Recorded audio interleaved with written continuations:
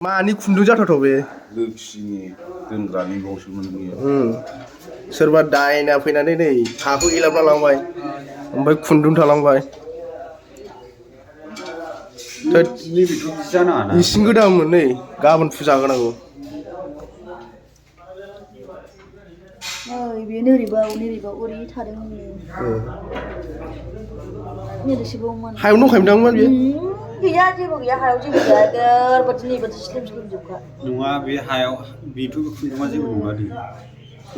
नैबे हा एलाबना लांनाया ना लोक्षि फैना लांबाय? ओरै नोगोर मोजां नैबेनि बादि सिल सिल जोबखाब्रा। नैबेयाबो नै मोनसेयाबो बिदिनो जोबखा। मोनसेया नै स्लिम जेबो जायाखै।